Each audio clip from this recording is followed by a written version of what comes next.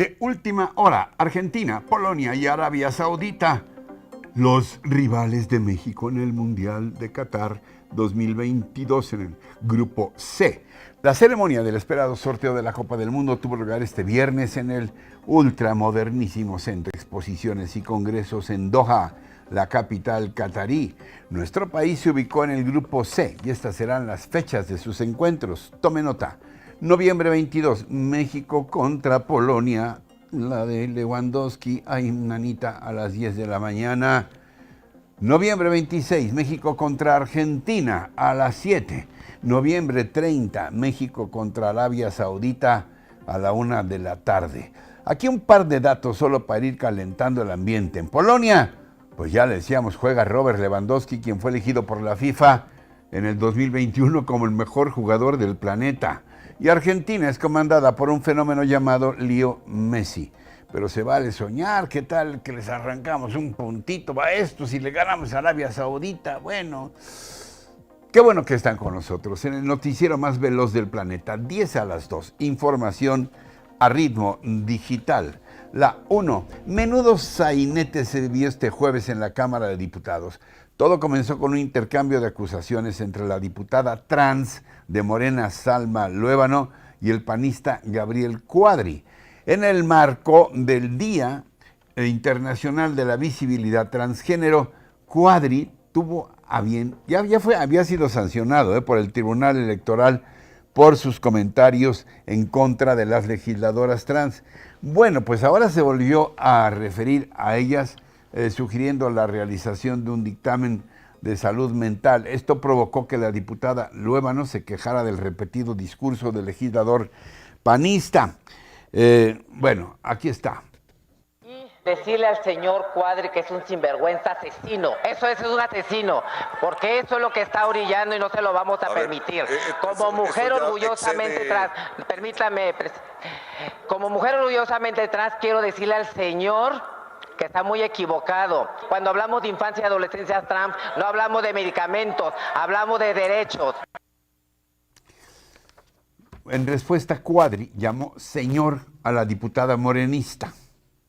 Hago notar que el señor Luébano me está amenazando dentro del Pleno y que no da ningún argumento al tema que estamos tratando, solamente insulta y descalifica.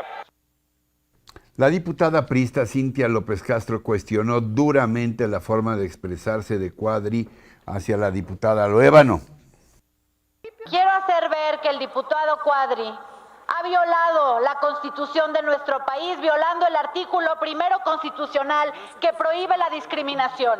Es una falta de respeto que se dirija como señor a una mujer. Por su parte, la también diputada trans de Morena, María Clemente García, exigió la expulsión de Gabriel Cuadri del Congreso de la Unión. Y sometamos a juicio político a Gabriel Cuadri y expulsémoslo del Congreso de la Unión, nosotras y nosotros mismos, las y los diputados que representamos a las y los mexicanos. Es inadmisible en este Congreso tener un sujeto que tiene los problemas de salud mental como los que él tiene y que viene a reflejarlos en discursos de odio.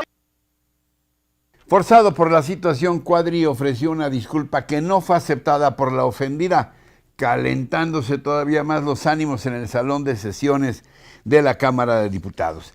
En esos momentos, Santiago Krill, quien presidía la sesión, muy propio, intentaba controlar la situación, pero esta se desbordó en el momento en que diputadas y diputados de Morena y el PT toman la tribuna. Sobre todo cuando la legisladora María Clemente García quiso quitar, y luego lo logró, quitó de su lugar a Santiago Krill a base de jaloneos, lo levantó prácticamente, lo que originó que se declarara un receso y después la suspensión de la sesión. Así que Krill pagó los platos rotos de Cuadri. La 2. El presidente Andrés Manuel López Obrador se reunió con John Kerry, enviado del gobierno de los Estados Unidos en materia de cambio climático. En su cuenta de Twitter, el presidente mexicano publicó: nos reunimos con el enviado presidencial especial de Estados Unidos para el clima, John Kerry, el embajador Salazar y un grupo de empresarios estadounidenses.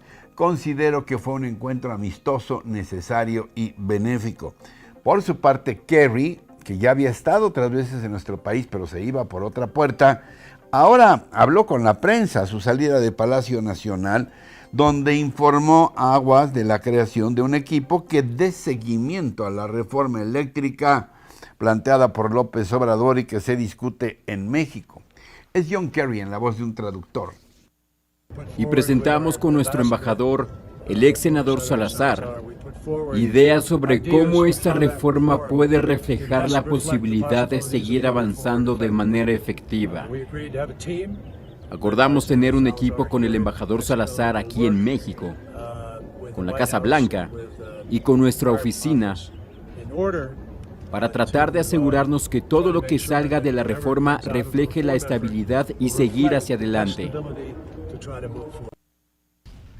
La 3. El presidente López Obrador rechazó la propuesta de Estados Unidos de crear un grupo para revisar su iniciativa de reforma eléctrica y señaló que solo se les entregará una copia de la iniciativa. Bueno, en la plática nos comprometimos y se va a hacer el día de hoy a entregarles copia de la iniciativa, porque se contempla en la iniciativa lo de la transición energética. En su conferencia matutina de Palacio Nacional, López Obrador afirmó que la reforma eléctrica se queda como está y negó que John Kerry haya venido a jalarnos las orejas. Y sí hubo un planteamiento de que se mantuviese la comunicación sobre el tema y que participara un grupo, pero ellos plantearon eso y yo me quedé callado, no se aceptó. A lo mejor ellos pensaban de que eso iba a ser aceptado y alguien se adelantó a decir de que nosotros íbamos a aceptar que un grupo pues casi vigilara nuestra actuación. Subrayó López Obrador que Estados Unidos ha sido muy respetuoso de nuestra soberanía y hay un buen diálogo con el embajador Ken Salazar. Mencionó que los empresarios estadounidenses hablaron de la necesidad de energías limpias y en ningún caso hubo un reclamo, al contrario, que están muy contentos y también fueron muy respetuosos. La 4, y a propósito de las relaciones México-Estados Unidos y la percepción popular, hablé esta mañana con Francisco Abundis, director general de Parametría. Preguntamos, en su opinión, ¿México debe estar más cerca de Estados Unidos o debe estar más cerca de América Latina? Esto, en general, Ricardo, depende de cómo el público mexicano o el ciudadano está viendo la relación, si es conflictivo o no. Es un falso dilema, sabemos que estamos en la región y deberíamos de tener buena relación en ambos casos, pero lo que estamos viendo, de manera reciente, parece que es el resultado de la relación que tuvo nuestro país con la administración anterior, la de el expresidente Trump, donde claramente se observó una crisis o un deterioro de la relación y se consideraba, digamos, en el periodo entre enero del 17 y junio del 19, que deberían de estar más cerca de América Latina que de Estados Unidos.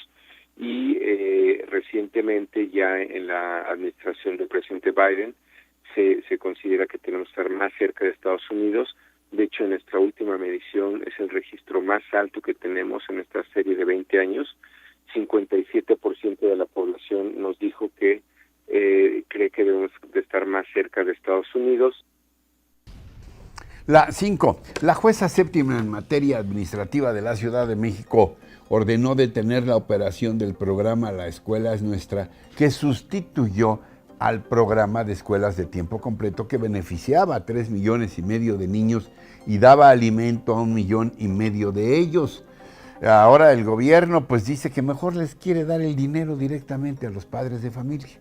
Sobre este asunto hablé esta mañana con la prestigiosa especialista Claudia Aguilar, abogada y asesora jurídica de Mexicanos Primero, organización civil que promovió esta causa. Abogada, ¿qué significa esta decisión de la jueza séptima de distrito? ¿Qué implica?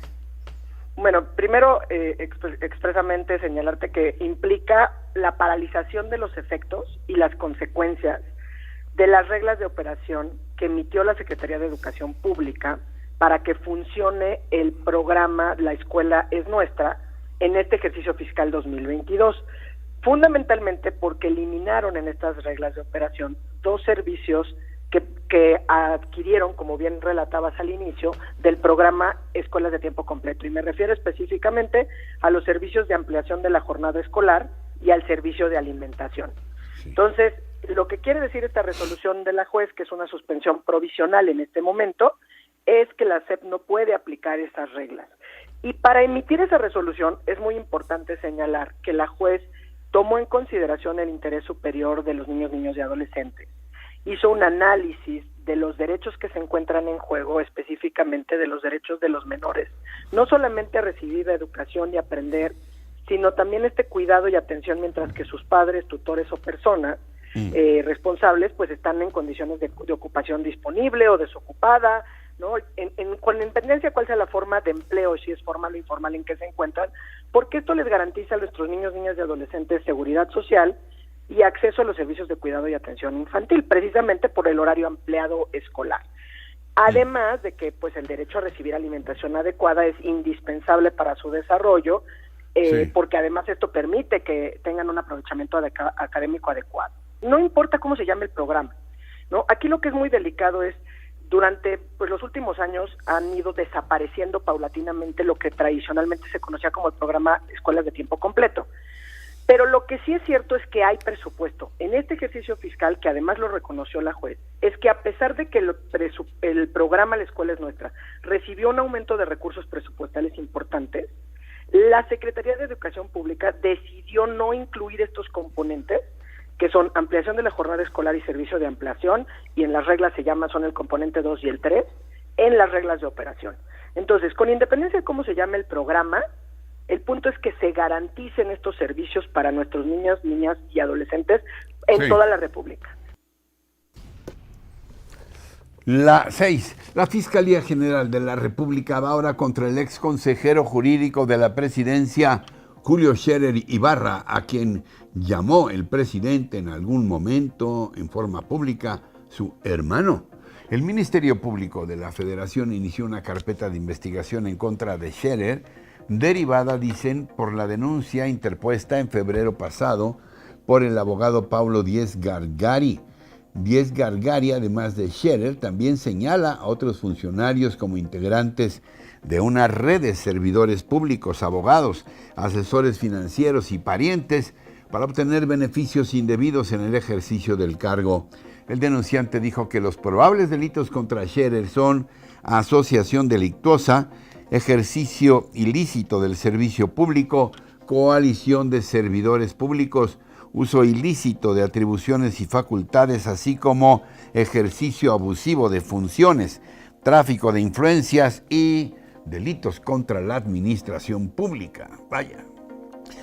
La 7, por enésima vez, las benditas redes.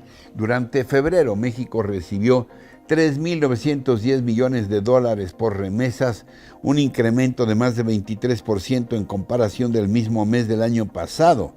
El Banco de México informó que es la cifra más alta para el segundo mes del año que se tiene registro desde 1995.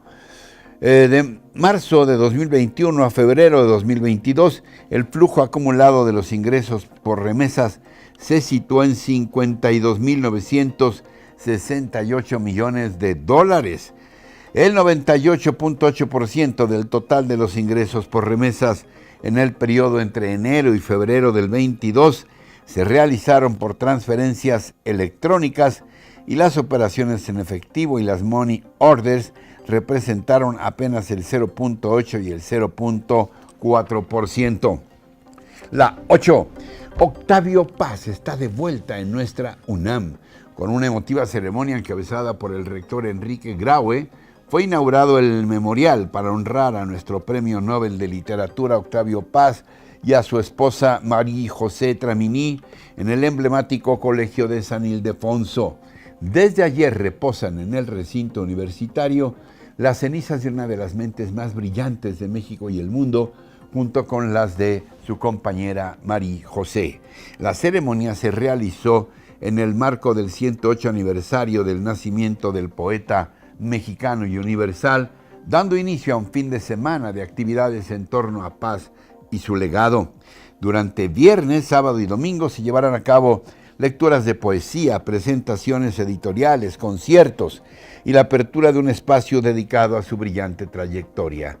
En este lugar, por cierto, fueron develadas 2 esculturas creadas por el maestro Vicente Rojo, una de las cuales fue nombrada Piedra de Sol, en homenaje a uno de sus poemas más célebres, de Octavio Paz, claro. Así que bienvenido de nuevo a casa, maestro.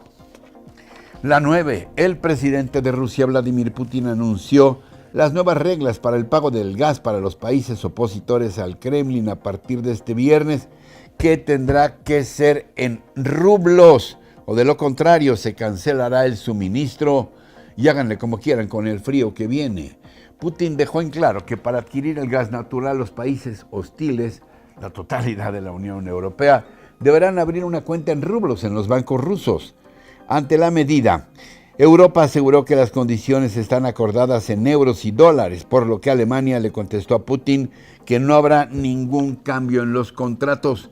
En tanto, el presidente de Estados Unidos, Joe Biden, anunció este viernes que 30 países se unirán a la Casa Blanca para ubicar más petróleo en el mercado con el alza de precios del crudo por la guerra en Ucrania y para evitar que Putin use los recursos energéticos como arma en la confrontación bélica.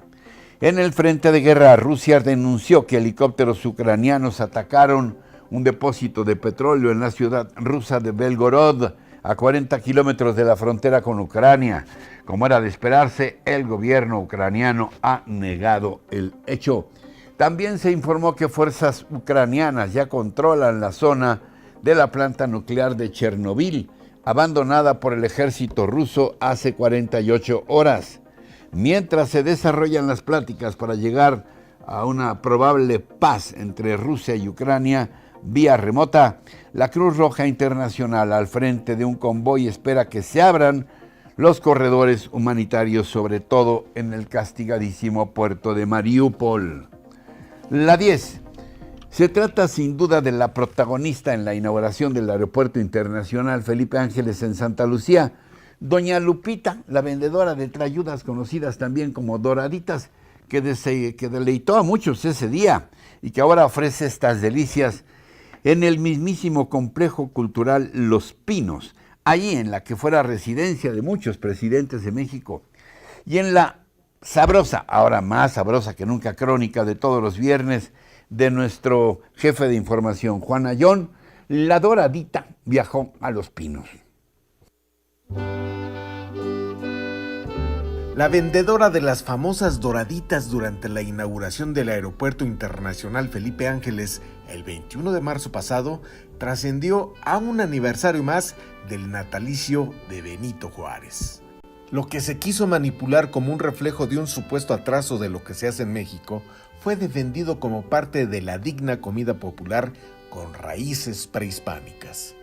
Mostró además una realidad, la marginación y lo difícil que es obtener recursos como torera para una jefa de familia con raíces indígenas en el centro histórico de la capital del país. La que se hiciera famosa como la vendedora de las doraditas en Santa Lucía, la señora Guadalupe Piña, viaja todos los días de la zona de Toluca, Estado de México, al Zócalo capitalino. Antes de la pandemia, era tradicional ver a las mujeres con sus canastas de doraditas alrededor de la fuente de la fundación de Tenochtitlan o en la Plaza de la Aguilita del centro histórico. Esas ricas doraditas hechas de maíz martajado, con una capa de frijoles refritos, cubierta con una ensalada de nopales y aderezada con una rica salsa verde o roja, según sea su preferencia. ¡Qué delicia! Las vendedoras de doraditas tienen que estar al alba y en espera del pitazo de los halcones para avisar de que se acerca la policía o las camionetas que levantan la mercancía a los ambulantes. Lupita Piña ha dicho que ya le han levantado su mercancía varias veces y 2 de ellas se la han llevado a Santa Marta Catitla por ser vendedora ambulante o torera en el primer cuadro de la Ciudad de México. Ella, Lupita Piña, dijo que si era levantada una tercera vez tendría que pasar 3 meses en la cárcel por vender en vía pública. Lupita Piña tuvo el valor de ir a Palacio Nacional el miércoles 23 de marzo para pedir al presidente Andrés Manuel López Obrador un lugar para vender sus doraditas de manera segura después de su éxito en Santa Lucía. López Obrador la canalizó a la Secretaría de Cultura para que vendiera en la plaza el solar del Museo del Maíz y la Cultura Alimentaria, el Sencali del Complejo Cultural Los Pinos. De acuerdo con Homero Fernández, el director del Complejo Cultural, Lupita Piña fue invitada a vender el sábado 26 y domingo 27 de marzo pasado en la feria llamada La Cocina Popular. Por su éxito al vender alrededor de 1,000 doraditas en el solar, estará otra vez este fin de semana en Los Pinos, pero ahora acompañada por más vendedoras de doraditas. La residencia oficial de Los Pinos era la casa de los presidentes de México y la han visitado más de 5.500.000 personas en los últimos 3 años y a pesar de la pandemia. Si a principio iban todos por el morbo de saber cómo era la casa de los jefes del Ejecutivo, ahora van por la oferta cultural, que es gratuita. La residencia ya cuenta con 2 museos, el dedicado al general Lázaro Cárdenas y al Sencali, así como disfrutar de sus jardines. Siempre impresiona caminar por el Paseo de los Presidentes, recordar las conferencias de prensa en el Salón López Mateos bajo aquellas miradas recelosas y nerviosas de los elementos del Estado Mayor Presidencial. Saber dónde estaba el despacho presidencial, los lugares donde jugaba el ingeniero Cuauhtémoc Cárdenas cuando era niño y las habitaciones donde retozaban Enrique Peña Nieto y la Gaviota. No todos los lugares de Los Pinos son públicos, como las cabañas que mandó construir José López Portillo para que vivieran sus hijos casados y que Vicente Fox y Martita ocuparon. Con una doradita en la mano y en la otra un agua de limón con chía, puedes recorrer el Complejo Cultural Los Pinos este fin de semana. Por su éxito en las ventas en los llanos de Santa Lucía, doña Lupita viajó hacia Los Pinos con escala en Palacio Nacional, pero no piensen que fue en avión, no. Fue en transporte público y sin límite de cupo.